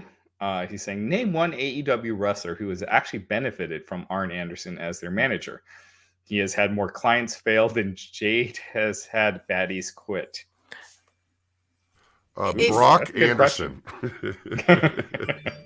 Maybe his Glock. Is his Glock like listed in the roster officially? Maybe they misspelled Brock's name on his birth certificate. Maybe he meant to name him Glock Anderson. Glock Anderson. and they're like, no, I can't think of. You know what? AEW. I always felt like managers were something from the past that can be utilized now. And AEW does that. They have a lot of managers, but so many of them are ineffective.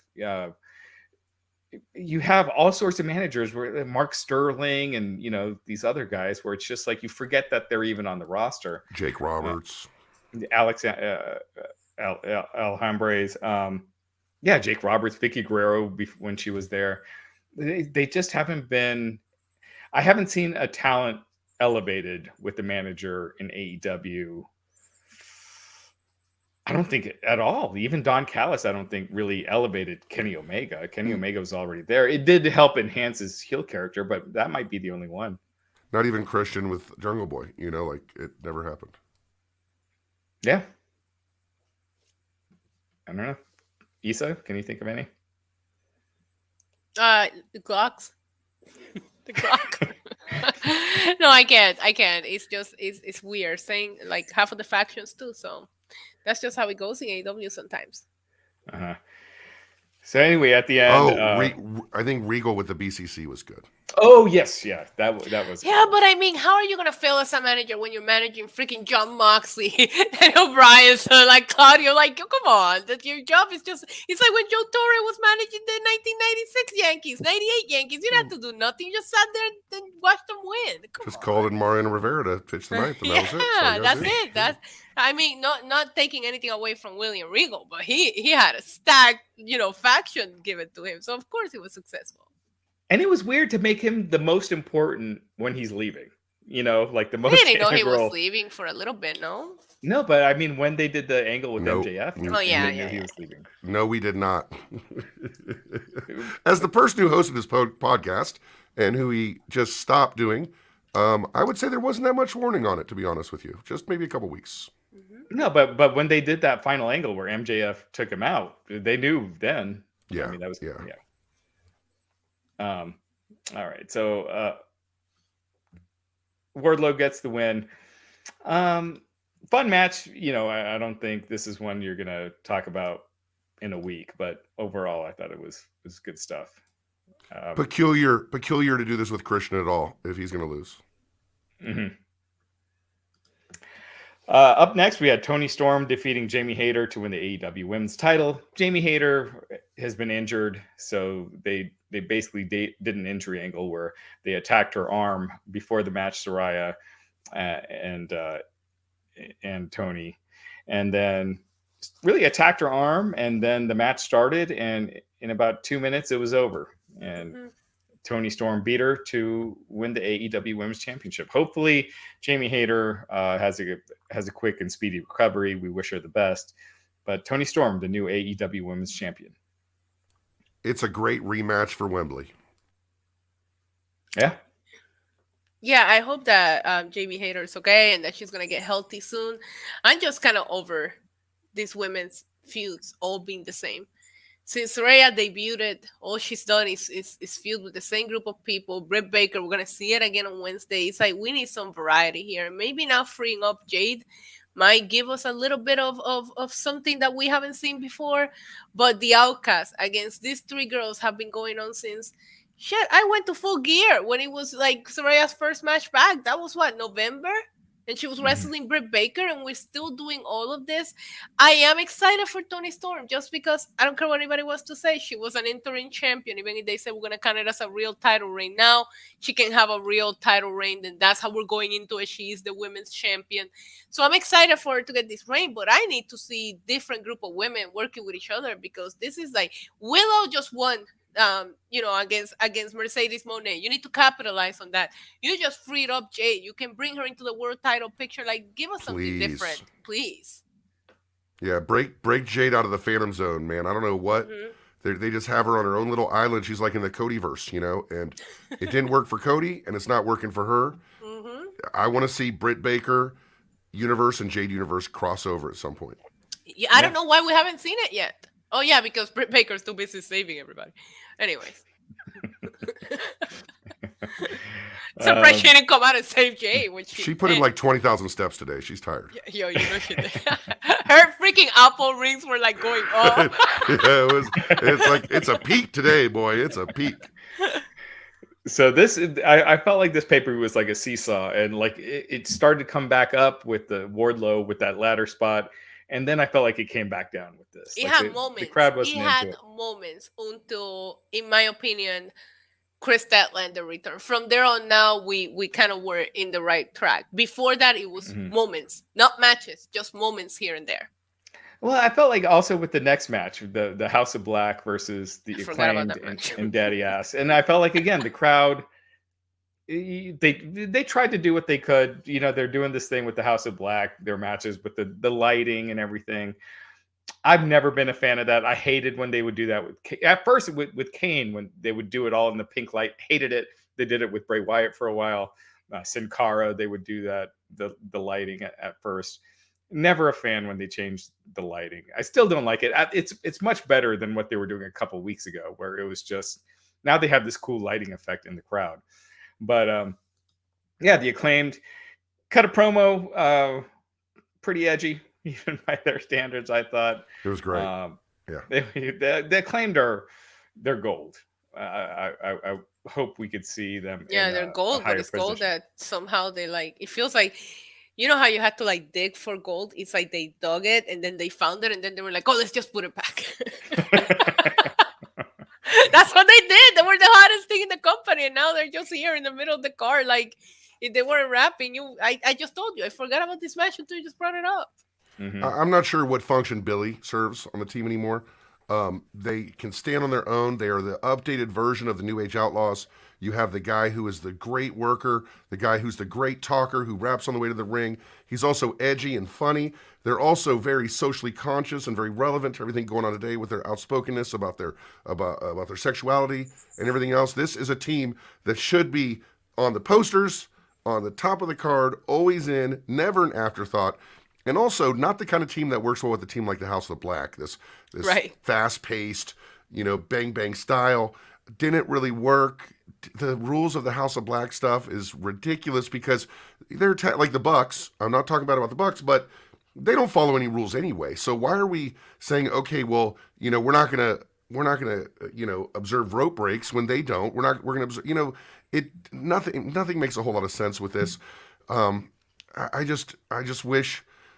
Here's the thing. I didn't love the pay-per-view, but the talent is ridiculous. House of Black is ridiculous. The Acclaimed is ridiculous. Just by moving some people to different spots on the bus, you could have an amazing pay-per-view. Yeah. And one of the things I hate the House of Black rules is that disqualifications are enforced. Shouldn't they be anyway? Isn't that? I think that's just code for Rick Knox will not be refereeing.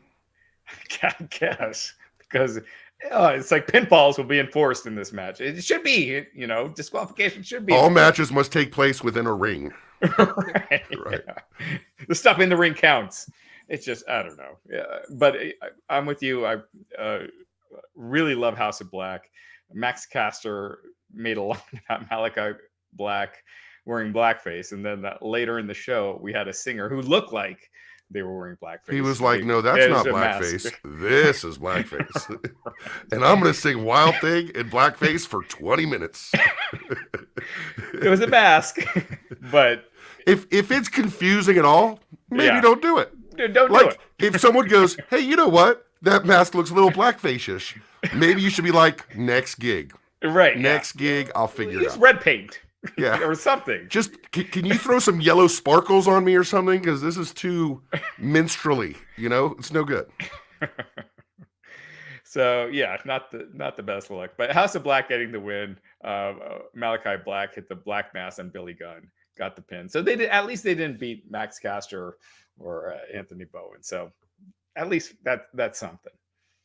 But I think we're all in agreement. We'd like to see the Acclaimed in a higher spot. And we're talking about FTRs wrestling Jay Lethal and Jeff Jarrett. It seems like there's a little disconnect with the tag teams, and there's a natural feud. And as someone who works with kids, and once in a while I have a wrestling fan, but I work with kids. I know kids. If you want to get kids involved in watching wrestling, the Acclaimed are the team, right? The Acclaimed are the team. Danhausen's the dude. Orange Cassidy's the dude. Get those people on TV because new fans are young fans. They're not old people like me who are discovering wrestling for the first time after living on the planet a couple decades. They're kids. And the Acclaimed speak to kids, especially with how outspoken they are on social issues. Man, yeah, the Acclaim, Orange Cassidy, Darby Allin. I have not been to an AEW show where I don't see the kids cosplay as Orange 100%. Cassidy and Darby Allin. Every single show, the Acclaim. I remember wanting to buy the silly scissors foam, and I was like, the show hadn't even started and they were sold out. All of them by these kids in the last show that I went to. Like, no, you're absolutely right about that. And that is a target demographic that AEW could really, really go for. Because you go to these shows and you barely see any kids there. Majestic Marie saying, actually in AEW they don't wrestle in a ring much. Sometimes they do. Well, that's fair. That's very fair and worth your $2, sir. Yeah, thank you for the super chat. All right, up next, Jade Cargill defeated Taya Valkyrie to retain the TBS title. I thought this match was good.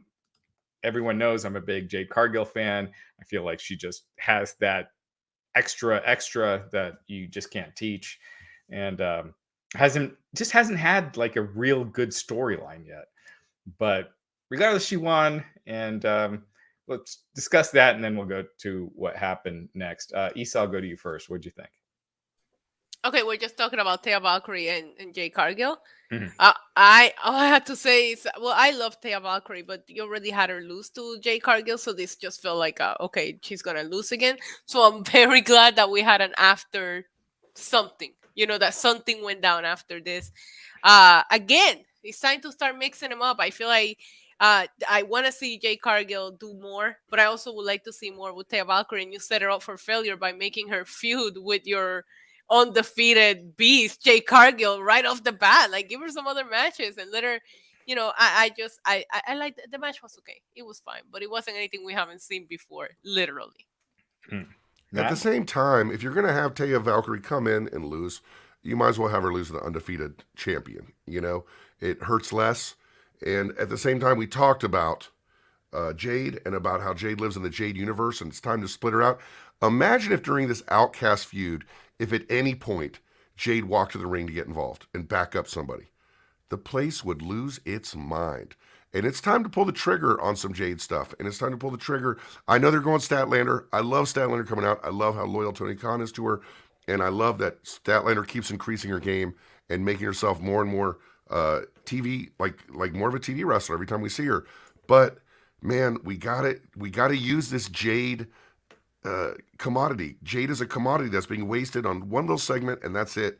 And other wrestlers are used 20 times. And it's time. Match was good. Statlander run at the end. Love the response from the fans. It's so cool to see a wrestler get the response they deserve and they want. Yeah. So, which leads us to after the match, Jade won. Mark Sterling got on the mic and was saying they basically issued an open challenge, and boom, it was accepted by Chris Statlander. Chris Statlander hit the ring, and within a couple of minutes, Chris Statlander beat Jade, ending the undefeated streak and winning the AEW TBS title. Cool surprise. I don't think anyone expected Chris Statlander to be walking out as AEW TBS champion after this. Kind of gave me SummerSlam 88 Honky Tonk Man Ultimate Warrior vibes. Matt, I'll go to you first. What do you think? Just a fantastic turn of events and a great way for Jade to finally lose, and a great way to push someone who, like if people say Tony Khan doesn't learn from his mistakes, is Chris Statlander still an alien? I don't think so. Right. She's worked on this stuff, and Tony Khan has made observations. She was an alien. She's no longer an alien, but she's now a champion. And if she was going to lose to anybody, I probably would have been like, what the hell, if it was anybody else. So good on her, and let's get Jade in the other universe now. Isa? I thought this was a great way to have Jade lose and still kind of like somewhat feel protected. And I'm just like, again, happy to see Chris Statlander back and healthy. I do not think she's an alien anymore. And yeah, I need to see Jade is a star. She oozes it factor. We're talking about it with Tiffany. This is Tiffany times 10. I mean, she comes out and she's just it. Okay. I don't know how else to describe it. Put her in that position. Let's start treating her that way. And not just because it's Jade. You need to do something with this women's division. Bring somebody in. I don't know. I have heard they have brought some people in. Bring somebody in that can help, because the women's division in AEW has always been an issue. It's time to start addressing it. Mm-hmm. Joseph Boza saying Chris Statlander is finally champ. Huffman Elite Training saying, I think Jade will disappear for a while. I don't think so. We'll see. And then Finn's Abs with the $4.99 super chat. Thank you, Finn's. Finn, I just want to ask Isa, how does it feel to officially be in the LWO? Right? You and Zelina. Well, it was all of them were there. I helped them put together the tattoo outing that the LWO had when they came here to Puerto Rico. And me and Zelina, you can see it right there. We got matching tattoos. It was a great night, and it feels great. Rey Mysterio was there, Santos Escobar. I mean, we were all there. We were at this tattoo shop and also in Juan until about 3 a.m. It was one of the best nights ever. That's awesome. Yeah. Now I don't have any LWO tattoo stories, so. I got nothing. Nothing I want one. What, you haven't been like having a couple of drinks and all San Juan getting tattoos with the LWO? I've done everything. I've had drinks in San Juan, and that awesome job. I mean, what Zelina did in Puerto Rico was one of the best things I've ever seen in professional wrestling ever. It's great. Yeah. It was great. I had a sneak peek of what the gear was gonna look like, and I still was crying like a baby when she opened up that freaking flag. I was like, like it was such an emotional moment. It was. I mean, we all talk about that Bad Bunny entrance, which is something. Every time somebody asks me about how it was, it's like you just had to be there. There's no way to describe it. There's no way to put it into words. But what Selena went through was such an organic, beautiful moment, and obviously now I'm gonna sound like Matt. That's my buddy. That's my sis. Literally for life. We have a matching tattoo. So I'm gonna be biased here, but I was so fucking happy for her, man. It was beautiful. You should have been. It was a beautiful moment in wrestling Mhm. history for sure. That pay-per-view was just an all-timer. It was just magical, really. Mhm. It was magical. It was beautiful. It was what wrestling should be and can't be, but once every few years or so. It's really funny because I host a lot of watch alongs on my YouTube channel, cheap plug. And I always tell people, it's like, I just want to have fun when I watch wrestling. That's what I Mhm. watch wrestling fun. That's how I grew up. And it was so funny to finally get the world to see what I mean. Like now you saw the crowd in Puerto Rico and how we watch wrestling. Now you guys get me. I'm just here to have fun, okay? Like I want to enjoy every match. I'm going to find a moment that popped me. I'm going to have fun. And if, like, even when they didn't know Bronson Reeds and they gave him the El Gordito nickname, it was the cutest freaking thing in the world. Like that's how we watch wrestling in Puerto Rico. And I'm like now, and I feel like people get me a little bit more now when it comes to how my style of watching wrestling. It's like I'm just trying to have fun and have a couple of drinks. Okay, like life is serious. Wrestling shouldn't be that serious. Like let's just have fun. And Amen. Backlash felt that way. Like we have fun from beginning to end both nights. It was incredible.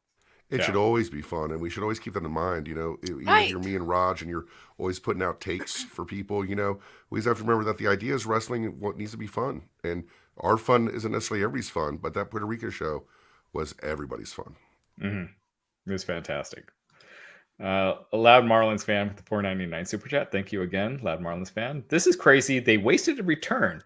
Stat could have been promoted. It is an insult to Statlander and Jade's 60-0 reign to lose Money in the Bank style. I don't know. I thought it was very effective. I think sometimes that works. It's coming back with a bang. I see his point though, because Tony Khan, anything you do a lot loses effectiveness, right? The less things you do anything, music, which is what I do, or wrestling, the more you do it, the less effective it is. We just had a pay-per-view with Jade wrestling a match and somebody running out with an introduction. So I can see why maybe the specialness got lost in the context of things that happen a lot. But at the same time, I think we can accept that this was kind of a special moment and an okay way to go about it.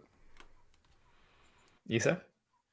I don't think it was wasted. I think if you want to walk out of here by with giving the crowd and the people that didn't buy the pay-per-view the impression of anything could happen and you probably shouldn't miss it live, this is how you do it. This is how you make a bang. This is how something happened in the pay-per-view that you weren't expecting. Jade walking out of here beating Ty Valkyrie, and that's the end of it. That's what we all expected to happen. And remember, they remember moments. They remember the unexpected. That's the fun part of wrestling. Those moments that you're just not expecting to happen. I loved it. I thought it was great. And I know it's gonna sound weird, but I just think Jade is above the TBS championship, and I It was hope time.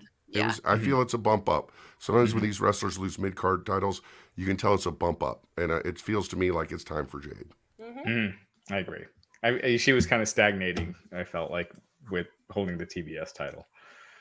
Up next, we had MJF versus Jungle Boy, Darby Allin, Sammy Guevara.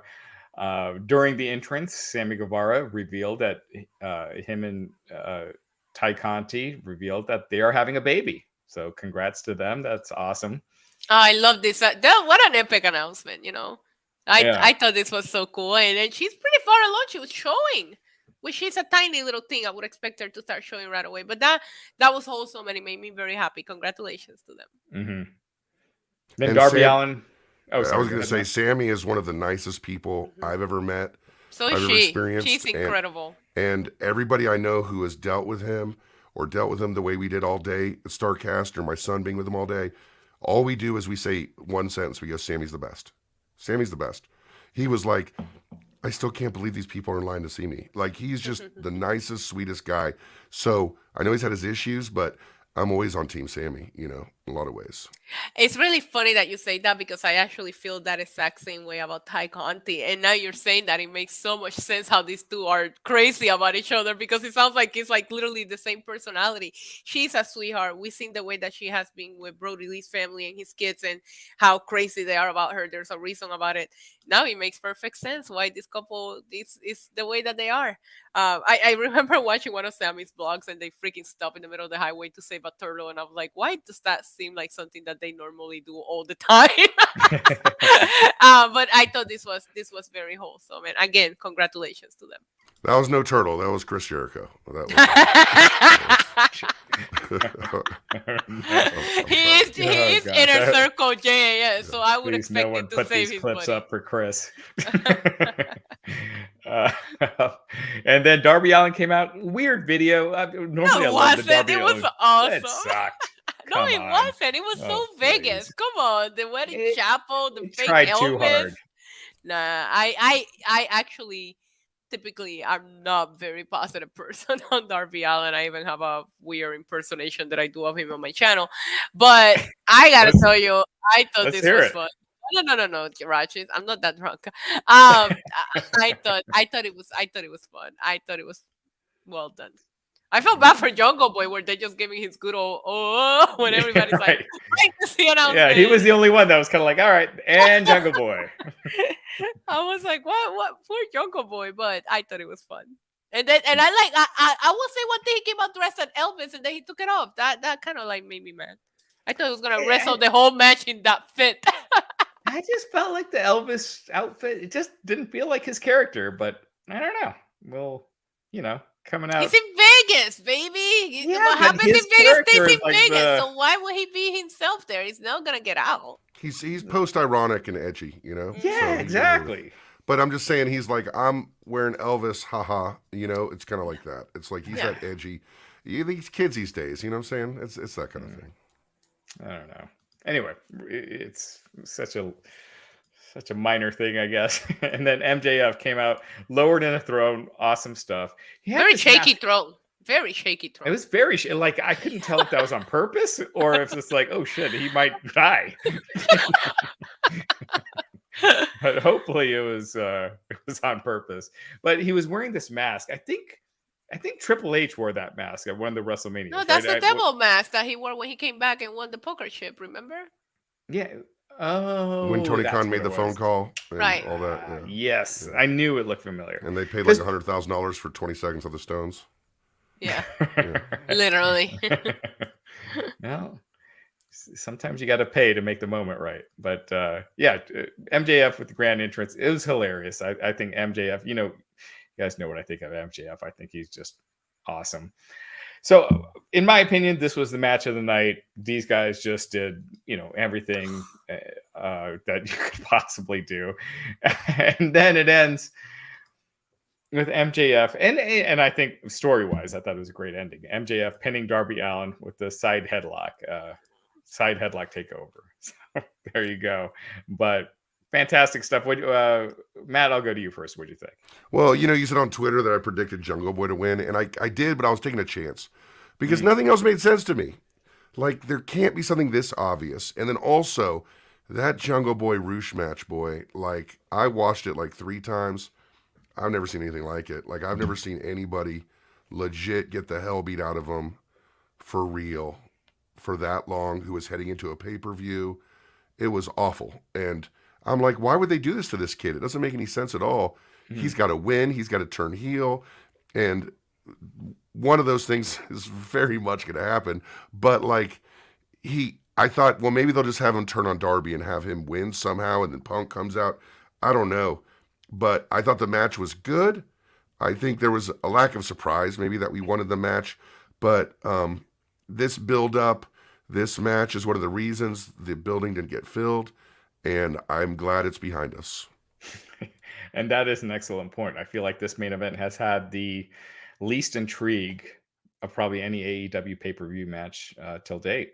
It wasn't a bad idea. Like, when you get out in the outset, you get in the meeting, you go, all right, what are we doing next? We're like, all right, we're going to do the 4 pillars. Love it.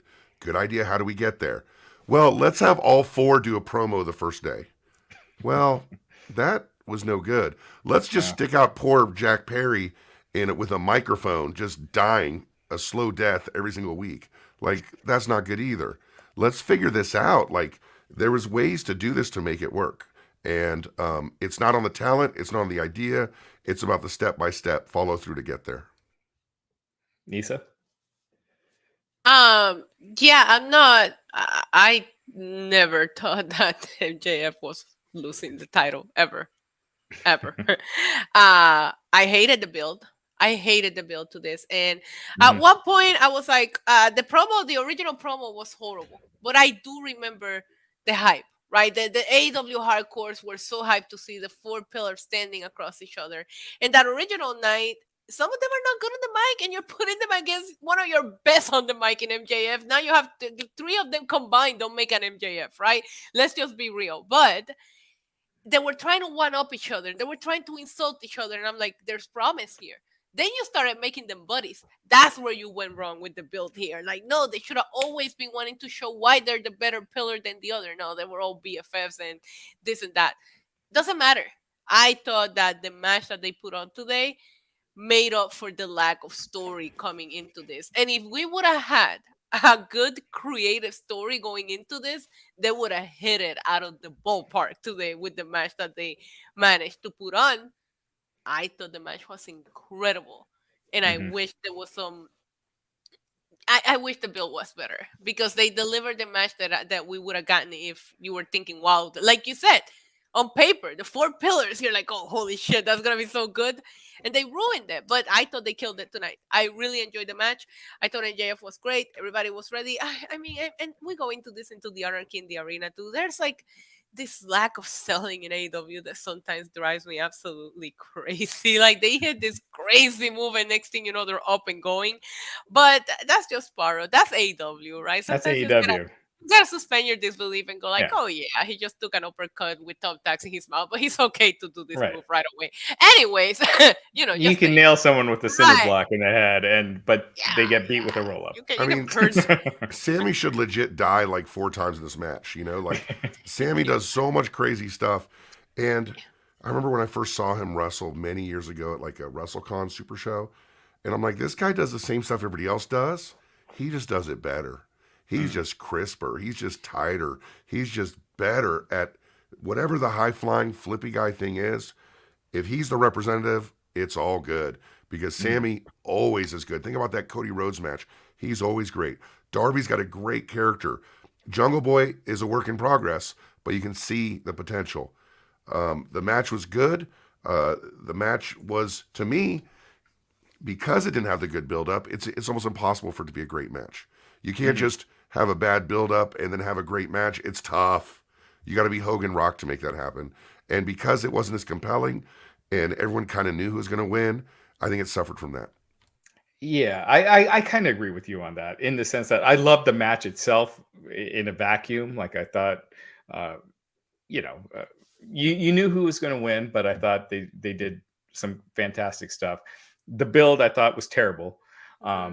I felt like the first promo, they sounded like a bunch of Karens, where it's like, well, you had 4 pay-per-views and I was on 6. And, it's like, no one cares. It was just weak sauce. And I felt like it kind of hurt Jungle Boy. Like, I felt like his reactions every week started to be less and less and less from what they were 2 months ago.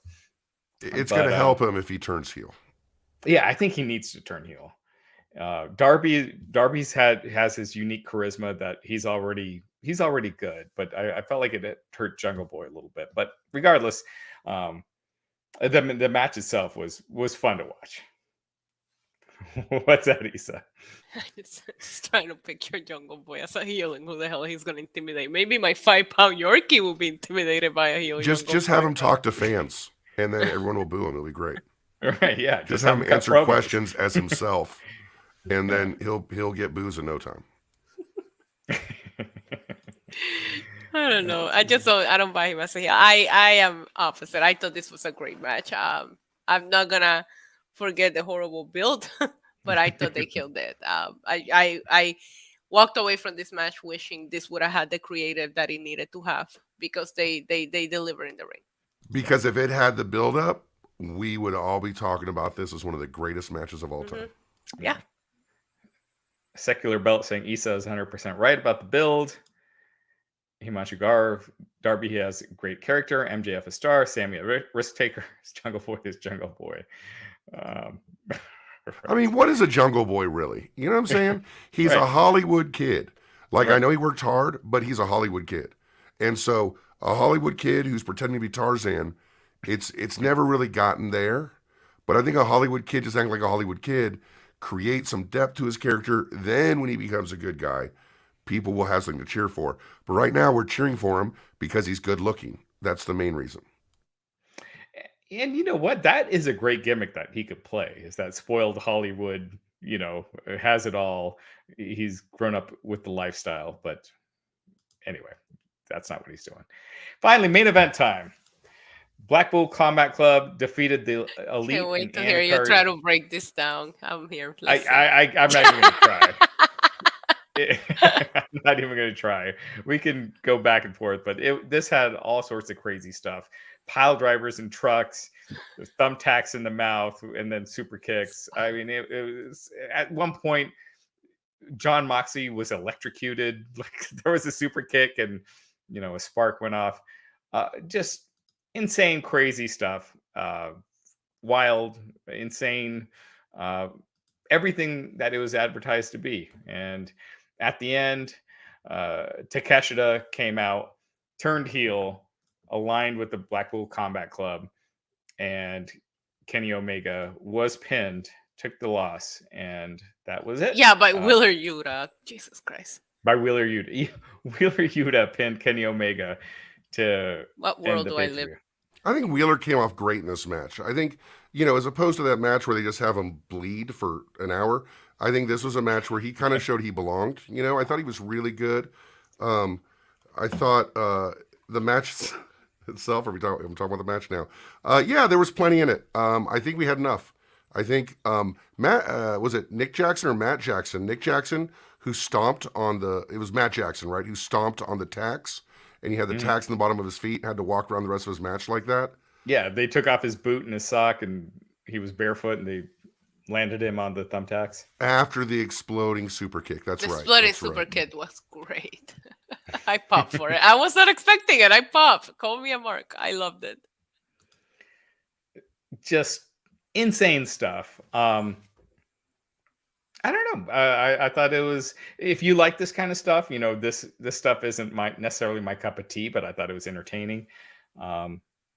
It's not something I'd pay for normally, but it was a crazy match, and it was a lot of fun. And if we're being fair, it does require a lot of coordination and planning to not be a complete cluster. There was a lot of moments that you could tell were well planned out and required a lot of ducking and moving and being in certain spots and working together and a lot of planning out. Not necessarily my thing, but you have to give credit for it not just being just the worst thing ever and it being something that people look back on and say, hey, it was pretty fun. Yeah. Well, it was 100% my thing. I have ADHD. I grew up in Puerto Rico. I'm into that hardcore stuff, baby. Give it to me. Make it bleed. Give me all of that. I loved it. The exploding super kick, we talked about that. The thumbtacks on the barefoot was insane. And Right. so was the uppercut with the thumbtacks in his mouth. Like, that was wild. Huge missed opportunity on that pickup truck. Like, take off through the strip. Figure out a way to show them fighting throughout the entire strip and then come back in. Like, they're at least go in front of the Bellagio fountains and have somebody beat somebody up in there. Like, I don't know. But I once they were outside, I was like, are they gonna do it? Because that would have been awesome. That would have been awesome. Do it like Roddy Piper and Goldust, where you pre-tape like half the match where they're fighting on the strip. Like, even if it's just a couple of like segments here or there, like you said, pre-tape, and they're like fighting throughout Bellagio the strip. Fountain. And Yes, there's so many like iconic the volcano in front of the Mirage. Like there's so many iconic places in Vegas. But hey, I'm not gonna nitpick on that. But when I saw them get in the back of a truck, I was like, oh my god, they're gonna go crazy here. There was a visual of Brian just beating up. I think it was Nick Jackson, and his knuckles were so bloody. I'm a sick person. I loved it. I thought that was. It gave me like because they made that visual last year with Eddie Kingston coming down with the gas can, like looking all crazy. Every Anarchy in the Arena match is building up to something crazy, but There was a lot of non-selling here. I am not a fan of Wheeler Yuta pinning Kenny Omega. Sorry, not sorry. I thought that whole thing was BS. He could have pinned Nick Jackson. I don't know. Pin the one that has a broken foot. I don't care. Not Kenny Omega. But I had a blast watching this. I love that I couldn't keep up. I could have done without the band and the weird mask. Oh God. The band was going on for like hey, shout out to the 15 minutes. At least he got the same super lyric kick. over and over. At least he got super kick for wearing that horrible mask. So I have a there's that. really great joke about the Young Bucks being the ones to super kick him, but I'm not going to use it. Okay, I'm not going to use it. Oh, come on. You don't do that here. You can't I'm just saying, you know, it's no surprise. That's all I'm going to say. Like, there was a while ago, the Young Bucks put out a tweet about someone wearing a mask that they wanted to punch in the face, and a few years later, they got to do it. Do you know what I'm talking about, Raj? No, I don't. There's a famous tweet by them saying, I saw a guy in an Obama mask, and I wanted to punch him in the face. Whoa, really? Yeah, it was a long time ago. So the joke was, I'm not surprised it was the Young Bucks who did that. But that's why I didn't use it. That's why I would never say anything like that. I would never say anything like that. Oh, no. I don't know where to go from here. But we did have the musician, as we mentioned earlier, who looked like they were wearing, they were singing the same line from Wild Thing for about 15 minutes straight. And he sounded horrible. Like, I was at that. I don't know. I keep on confusing All Links and All Out. But the one where they brought the guitar player for Judas and he like completely botched that entrance. I was having PTSD from it. He sounded horrible. I had so much more fun last year when they just have it playing over the speakers. I think musically, if they could have a band that would be able to stretch it out and not necessarily repeat it over and over again. You know what I'm saying? Repeating the song over and over again. There are bands that could like jam it out. You know what I'm saying? Right. And have solos and breakdowns and, you know, have a drum solo, have a little bass solo, put it all back together. I think that could totally, that would have worked a lot better. And also, I'm glad the music ended at some point. Yeah. Yeah. It did last year as well. It did last year as well at some point during the Anarchy in the Arena. They stopped playing the song. But it played for a good 15 minutes. Yeah, there has to be a point. At first, I thought it was cool. Like, at first, it was like a different vibe. So it was like, this is kind of neat. But then it's the same line. It's just Wild Thing. You know, there's not much to that song. And then 10 minutes later, you're like, okay, now we should probably cut this off. Yeah, it was interesting last year, and it was kind of this. Last year, it was like, what the hell is going on? Like, it was so cool, and then this year, it stopped at the perfect time because I don't know if you noticed when they super kicked him, that was the time that song should end, and then the band just went away, and it was a perfect moment, and you could tell like they spent a lot of time putting that match together and putting together all those little moments. Mm-hmm. Yeah, that was a little goofy that they kept playing after their lead singer got super kicked. But yeah, anyway. Overall grade, scale of 1 to 10. Issa, what did you think of this pay-per-view? 1 to 10. Oh, 6. Okay. Matt? Yeah, I think 6 is fair. I think 6 minus, you know, on an All Elite Wrestling scale. 5.85? Yeah, it's probably like a 3 on an All Elite Wrestling scale. And, you know, I really do think it is something that All Elite Wrestling should look at as maybe it's time to change up some of the way we do a few things. Mm-hmm. I agree. I think 6 is completely fair. Overall, I thought this was the weakest pay-per-view that they've done. I did think Revolution with the exploding match, because it had such a bad ending, was probably the worst pay-per-view because of that ending, but the rest of the show up until then was good. Whereas this one, I thought was mostly a miss, but, you know, the 2 matches really delivered. Yeah. Yeah, I think it turned around it needed to, and it did. And now it's not like this total disaster of a pay-per-view. Right. Yeah, but I went into it thinking, it's a 2-match card with one that I was curious about. I will say I was curious about Adam Cole and Jericho. That was a complete letdown, but the other 2 matches I thought delivered. Yeah, that was, again, I thought the worst match of the show, and you never see that with Adam Cole. The names involved and calling it the worst match in the card, like, it's crazy to me. And I was curious because I thought that, Roddy and Jericho put on a great Fall Counts Everywhere match. So I'm thinking, oh my God, on Sanction with Adam Cole, this is going to be crazy. No, they just wrestled. Jokes aside, it just didn't click. You know, it just didn't click. You know, maybe on a different night it could have. So there you have it. That does it for tonight. Real quick, Issa, do you have anything you'd like to plug?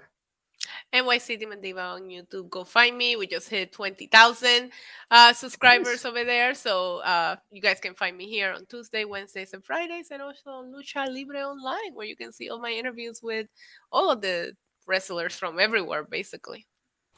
I'm Matt Koon. I'm at Matt Koon Music on Twitter, and you can find me on Wrestling Friends every week on all your podcast platforms and on YouTube as well, where I have a lot of followers too, but they're all Daxes, and I just stole them. And you know me, so I'm on the Thursday Wrestling Podcast with Jack Farmer, who's at Double or Nothing tonight. Thank you, everyone, for tuning in. We appreciate it. Make sure to check us out tomorrow night again after Monday Night Raw. It'll be Jack Farmer, referee extraordinary Jimmy Corderas, and Justin LaBar. And please like, subscribe, leave a comment. It really does help us out. That YouTube algorithm, it takes all that into account. So we really do appreciate it. Thank you so much. Have a great night, and we will talk to you soon. Thank you.